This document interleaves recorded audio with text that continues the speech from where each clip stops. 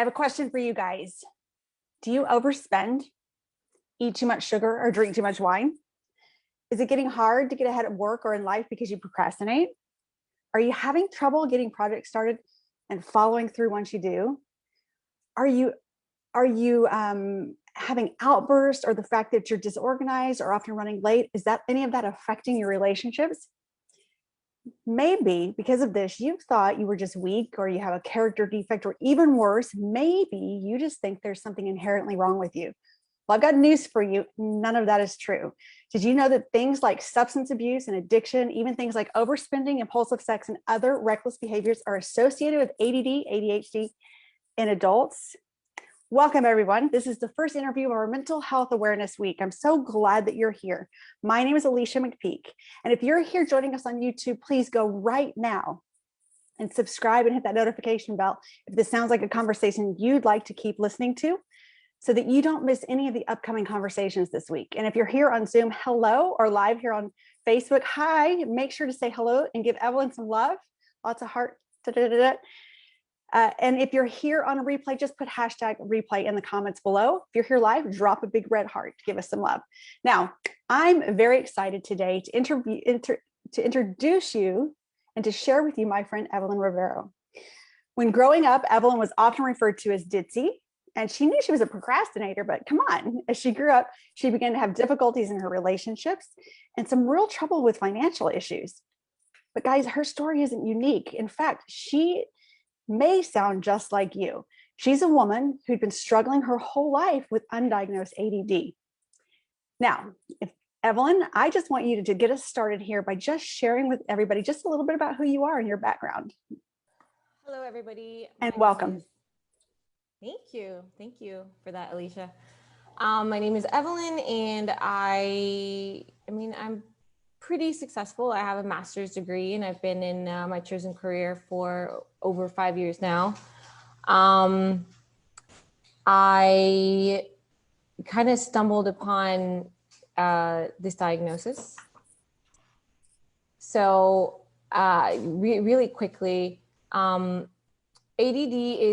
or ADHD, the clinical name is ADHD, but for a lot of us, we don't have the hyperactive part, which is why it was missed in childhood.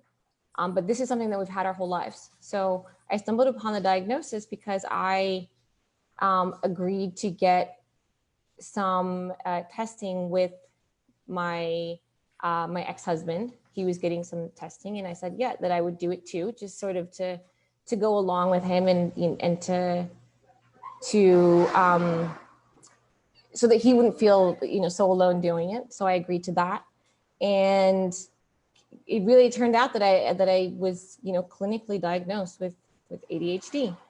To my surprise, I didn't think anything was going to come of the testing. But in doing that, I realized that a lot of things that I thought were just my personality and just me were actually attributed to that diagnosis. Right.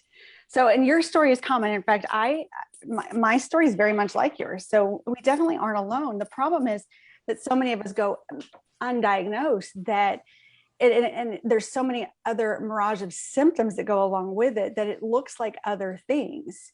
And in your case and my case, I think you and I were both referred to as different things as we were growing up, right? Mm-hmm. Yeah, some of the we things get called names sometimes. Right. And some of the things your family told you were things like what? Ditzy, she lives in her own world. Oh, she's so sensitive. She's too emotional, things like that. Yeah, I got the sensitive one. Although it was also referred to as me being manipulative, which is interesting. I would, here's the interesting thing about you, Evelyn, and it's similar to me in some ways. You were a good student when you were growing up. Like you Right. weren't the kid who was not getting your schoolwork done or having difficulty in school. So that's also sometimes confusing. Correct, because it's not that we're not smart people. It's just that, we get things done differently. And when it's a structured environment, the way childhood is, you go to school from a certain time, you come home, your parents make you do homework. When things are structured, it's really good for us, right? So it's when things become unstructured, or usually in adults when you go to college, right, where you're making your own decisions and there's no structure there. that you realize that something is wrong. So even though I procrastinated my whole life, I would get things done within that structure. Right. And then we think, well, that's how we operate best, because we get ourselves down in the moment. We don't have any choice. So we finally get things done, but it's actually not the way that it has to be. And some of us learn other coping mechanisms, which I know you did. You before the recent diagnosis, you were coping in other ways, right? Yes, I was. So I started meditating in college, which is when a lot of these issues started to come up. And I mean, I would religiously meditate every day for at least, 6 years. And that's how that calmed my mind down, and it helped me to focus. So, I mean, it's a healthy thing, right? I mean, some people don't find healthy coping mechanisms. But that's one of the things that I always did. And then to study or to get work done, and I do this to this day, I have to have something in the background. So I have to have like a movie playing or just something sort of there, constant, sort of like white noise. It works as white noise for my brain. Otherwise I can't really get things done. Right. So I definitely had some healthier coping mechanisms, but I was also the kid who, I did okay in school, I was always in trouble in school. I got in trouble. I was always talking. I was very social, and I always got in trouble, which getting in trouble made me feel bad about myself. Yeah. Right. So it seems like you maybe had the hyperactivity part of the ADHD. Probably, because one of my other coping mechanisms for most of my adult life, I would say, was exercise. And that's probably all that extra energy, because I was constantly moving. My foot was always moving. I was always like busy. Yeah. So probably most definitely. So for kids like me that didn't have the hyperactivity part, we're very introverted and we draw into ourselves. And that might mean like, being by ourselves and like reading books, or, going down the rabbit hole. It's easy now to go down the rabbit hole and like researching online. So easy. But, for us, it was encyclopedias. It was going to the library and getting, lost in the library for, hours and hours and hours. So it looks really differently.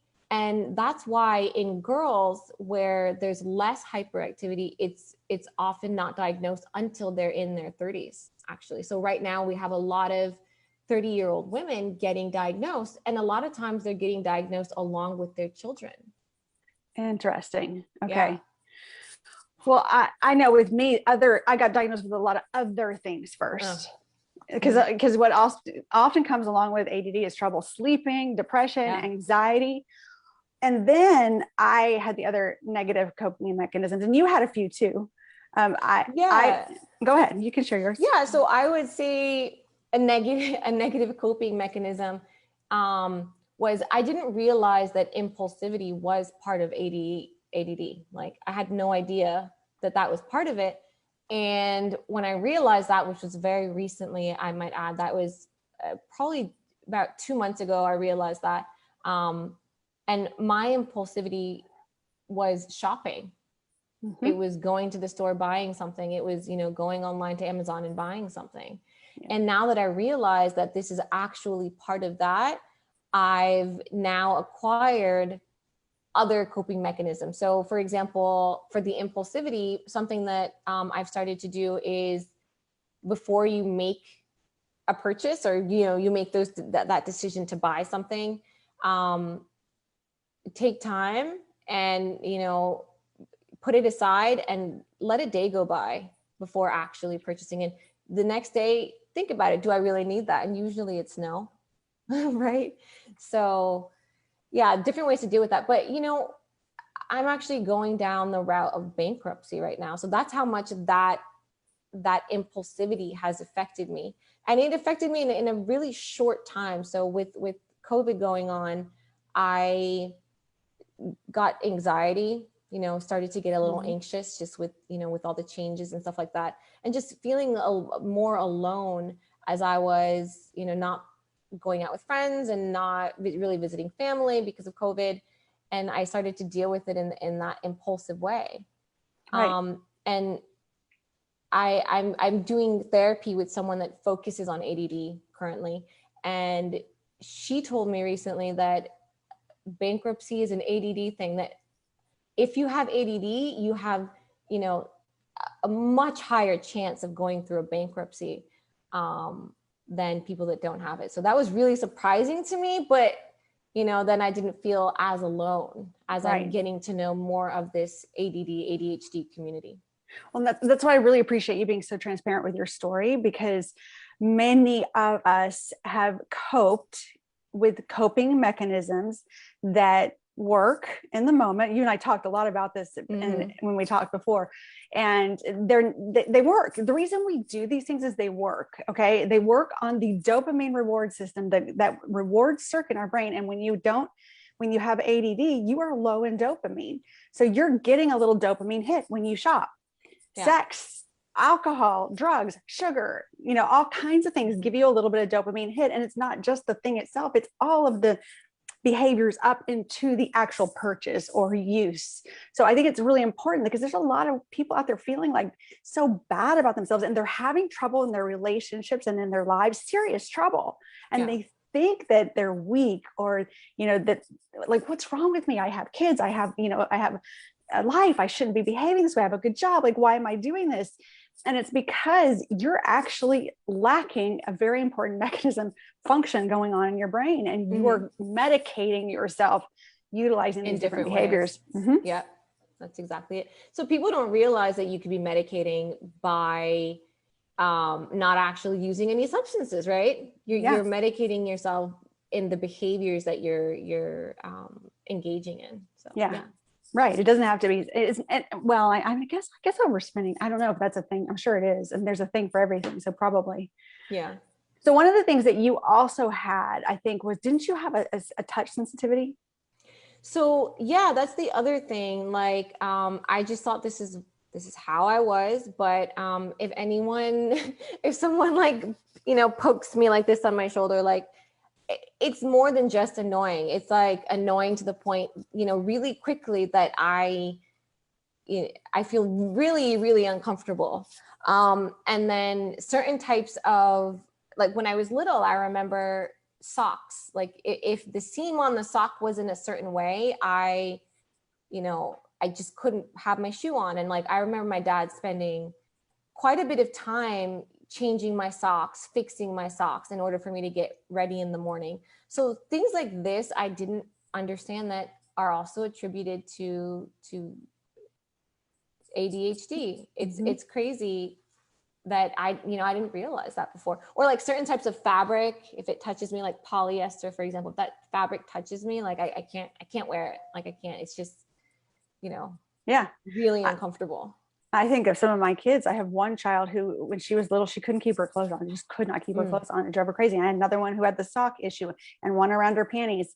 Like really, there's certain kind of panties she couldn't wear, you know? Yeah. And so you don't think of those things, right? You also don't think, I think some people think disorganized and ADD, but people don't always think of overwhelm. But overwhelm is definitely a sign. So, and it's overwhelmed to the point of non-action. Exactly. So you have so many things in your head, or a list of things that you need to do, and it's so big that you do nothing. Yep. I always call people might call you lazy, or whatever they might call you, because we tend to get to be called names because it's sort of extreme compared to the normal population. But it's really not that. It's we cannot act because it's too much. There's too much on our brain. I always I'm pretty sure a psychiatrist told me this, that it's the paralyzation triangle, I guess, because it's like, I have so much to do, I'm overwhelmed, and I get paralyzed, so I can't do any of it, right? Yeah. And I used to always say, you could tell the state of my mind by the state of my laundry room, because that's one of the first places, because you got little kids, and the laundry starts piling up. Yeah. And so then the more the laundry piles up, the worse you get, the more likely you can't take any action. Yeah. And then it's just like, I'll just go binge on, we didn't have Netflix back then, but I'll just go binge watch, or I'll go sleep, or do some kind of other mindless, right? Avoiding. Yeah. So I think that's really the thing. It's like the first time you avoid, it's going to lead to more avoidance, and it just piles up and piles up. Like sometimes my mom would be like, there's just one dish in the sink. Just do it. And I'm like, well, that's not really important right now. And by the time you look, I mean, the end of the day, they're piled up, and they're so piled up that I'm like, I'm just going to go to sleep. I can't even do you that. can't deal with it. I know. Can't That's even. exactly how it would be for me. So for me, I started having to, I am religious about my systems and my routines because I know that if I don't stick with them, it's not just going to be an off day. It's going to be an off week or an off month. It'll just keep spiraling and spiraling until I'm so overwhelmed. I can't even begin to get started. And that's not entirely true now, because even with that, I've figured out some systems, but I'd much rather just take care of little bits all along than get into that paradigm of being stuck. But it's realizing that. So imagine if you're out there right now and you don't know that you could possibly have ADD, and you think, you start believing people that are telling you you're lazy and telling you that you're ditzy and telling you that you're just a procrastinator and, labeling you all these things. You might feel a little lost right now. You might feel anxious. And that also gets you even more stuck, because now we're creating something with our words on top of that. We're taking on these belief systems and we're making them ours, and we're rooting them deep into our subconscious, and they're becoming who we are. And so now we're really having trouble breaking free. So really the diagnosis for me was freeing. Yeah. Right? Okay. There was a reason why all of these things were happening, or a reason why I would make, one decision over another. And knowing that has freed me up to say, well, this is the ADD. And it allows me to stop and think about things in a different way, or, make different decisions. Okay. Smart. Okay. So now something you taught me about that I didn't know about, there's a couple of really cool things that you told me about, but, one I'm going to bring up, and then I'll bring up the other one. You mentioned about bankruptcy, but you said there was this tax for people with ADD. Let's talk about that. So there's this, I read an article about the ADHD tax. So basically it's the idea that people with ADHD end up spending more money for everything, meaning, you pay more bank fees. You're more likely to get into bankruptcy. You're more likely to pay late fees on your bills. You're more likely to, just spend more money on anything, on any type of fee that can be out there. You're more likely to actually be one of the people that are paying those fees. So if you know you have ADD, then you can go ahead and figure out, put systems in place that work for you, and go ahead and put those in place. So that was enlightening to me too, that people with ADHD just spend more money in general. Yeah. Well, one is because of the impulsiveness, but another, there's a couple that we touched on for like, so I have all my bills on automatic, right? Because if I'm in an overwhelm and my bill is due, I'm more likely to say, I'll just pay it tomorrow. Yeah, I know there'll be a fee or whatever, right? Because I'm overwhelmed and I can't get to it. So all that stuff's on automatic. So that doesn't happen. That's one of the things. So that's a system that you put in place. Yep. Yeah. But another thing that I really have been bad about in the past is I'll buy something and let's say it doesn't fit or it doesn't work or something. I won't take it back. That's another way that little fees, come into this. Isn't that awful? Yeah, that's a great point. So the other things that you taught me that I thought were fascinating, and I wanted you to share with everybody more about this, is with women and ADD or ADHD, there's also a hormonal attribute. Yes. So this was really interesting for me to find out too, that because of your hormones, women's hormones, we're on a cycle, 28 to 32 day cycle. So during different times in this cycle, you might have more estrogen, or less estrogen, and depending on the amount, your meds might work differently. So you might actually need, if you're taking any type of meds for your ADHD, they work differently. So you might actually need a different dosage, need a little bit of a higher dosage, like right after your cycle, or at some points you might need even less than your normal dosage during the cycle. So this is super interesting to me, and I did this exercise where I wrote down, how I was feeling and like what dosage I was taking every day. And there was a time for a week, I actually felt better taking half of my dosage than what I usually take. Huh. That's So interesting. yeah, because it felt like too much, you know, if I felt it kind of hyperactive, right? When I don't usually feel that way. So the next day I took half the dose and that was perfect for that week. Okay. So, so yeah, for women, you know, women in ADHD, we have a very unique experience in this, and it's not out there. Most of the ADHD research is done on men and done on boys. Right. That's what we always think of. Yeah. So it was really interesting to me to know that. And it's like the more information I know, the better I know how to put things in place for me. And that's why I'm willing to share this and, you know, put all of this out there, because I feel like maybe there's somebody else out there that can benefit from this information. Okay, so another thing that we have trouble with, and I keep bringing these ones up because I don't think everybody thinks of these particular things. Trouble making decisions. Yes. So, which can lead to making rash decisions. Sometimes right, that's making the flip decisions side. quick. Yeah, that's the thing. And I think that would be me, right? So my impulsivity will come in. So if I have trouble making a decision, I will just pick one.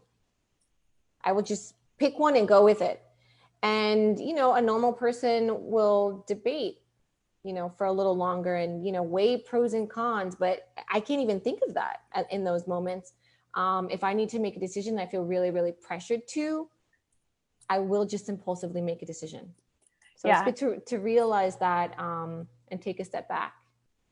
So you shared a story about a time that really affected you, like you had made an impulsive decision based on the fact that you couldn't figure out what to do. That's the interesting, because I think sometimes we think impulsive, but I don't think we always think the paralyzation of having trouble making a decision causes us to make a decision that would not be good for us. So I'm really putting myself out there right now, but you don't have to share it if you don't want to. For it. It's okay. So I was married at the time, and I was getting a lot of pressure from my partner to pay down some credit card bills, right? So I felt so much pressure to do that, and I wanted to get it done quickly, that I ended up selling my car so that I wouldn't have the car payment and the insurance payment, and I could put that towards my my credit card debt. So here's the thing. I did pay down my credit card debt all the way to zero, but it affected the relationship because now I don't have a car, right? And I have to depend on someone else for a car. And I also made this decision by myself. I didn't run it by him. He didn't agree, all that stuff. Yeah, that's the big way it can really affect your relationships. Is you just make a decision and then your partner's like, well, what the heck did you do that for? Yeah, exactly.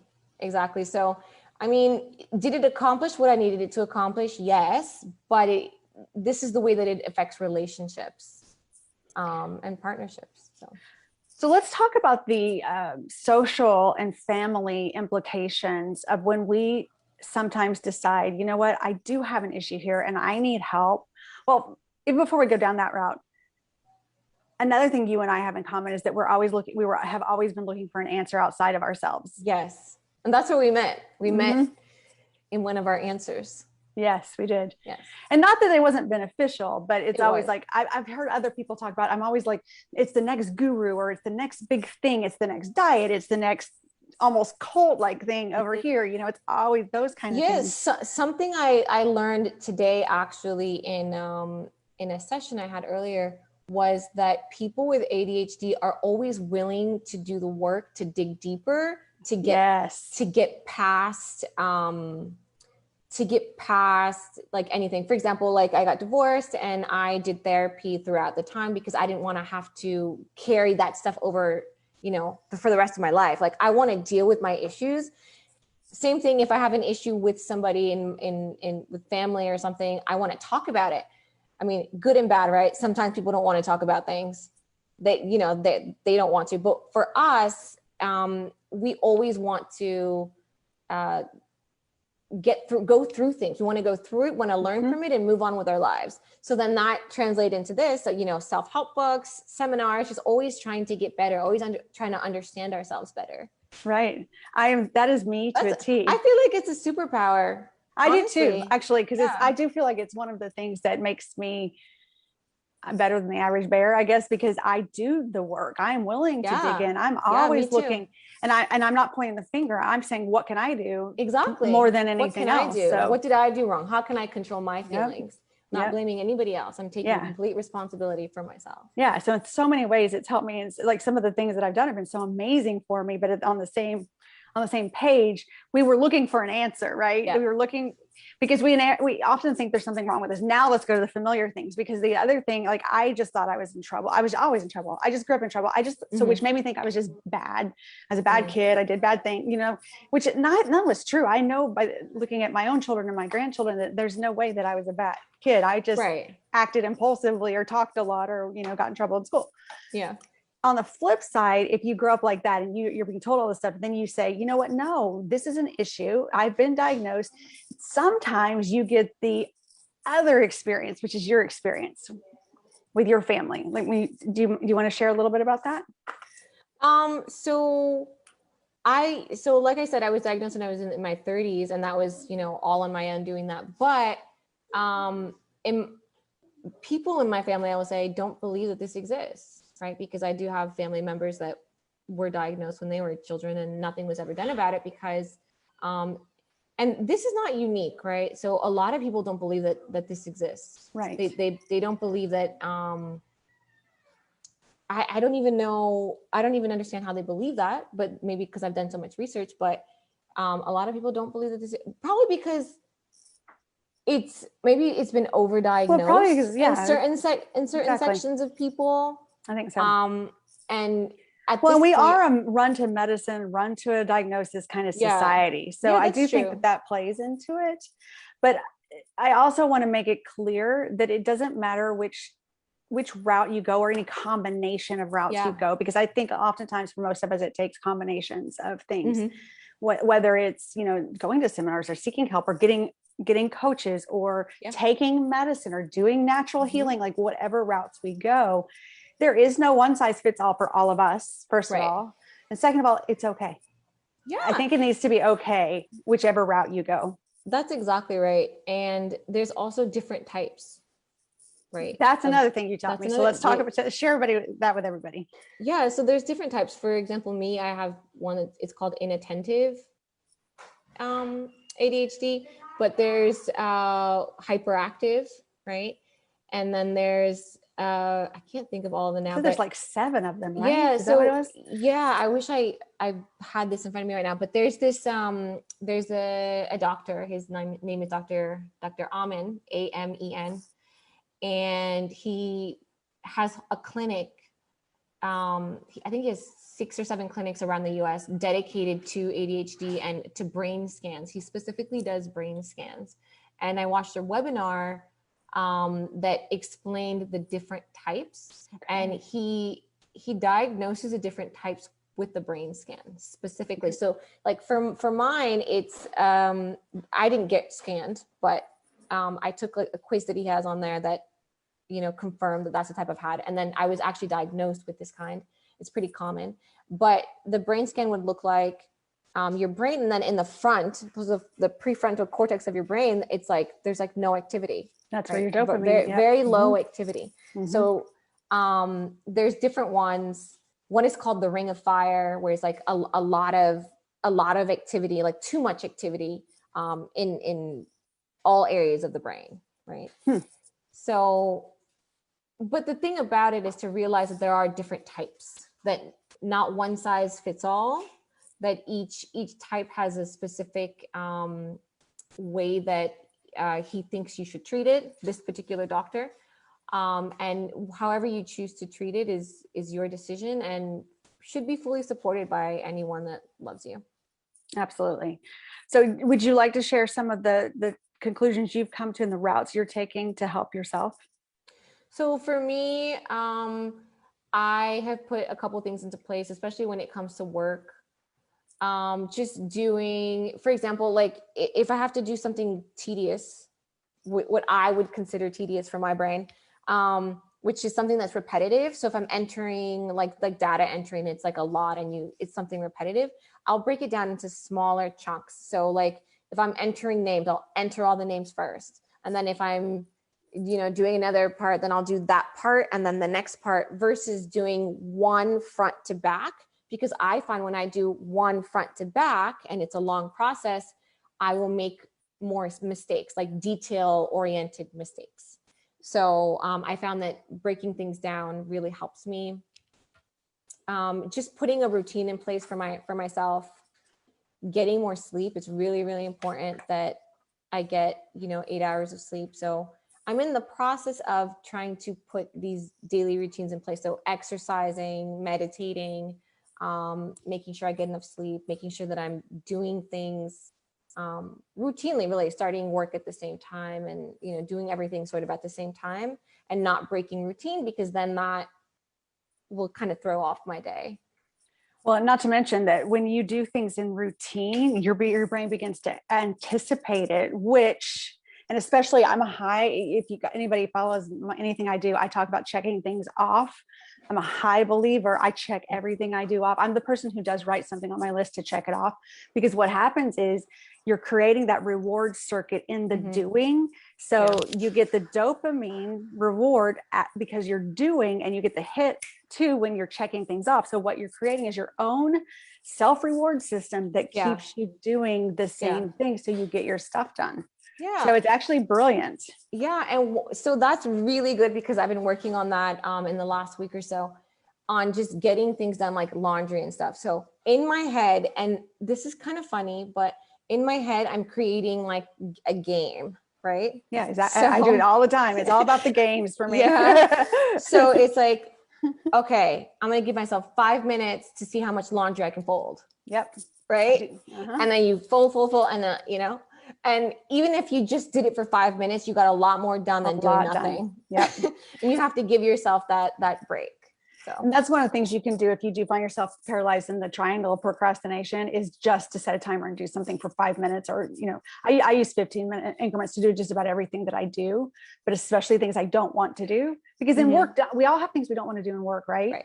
So I either try to do those first or do a timer, or I love the batching way that you do things, because you're doing it in a different order. Yeah. So it keeps your brain, you have to keep thinking instead of getting into that redundant thing, which makes it boring and drag on and difficult to do and difficult to pay attention to. Correct. Okay. So cool. So I feel like I'm interested in the process of trying to find, what works for me, and just continuing to do research, and like, we're lifelong learners, me and you. So I'll probably continue to do that my whole life. Just try to get better and better and do things better and better. That's right.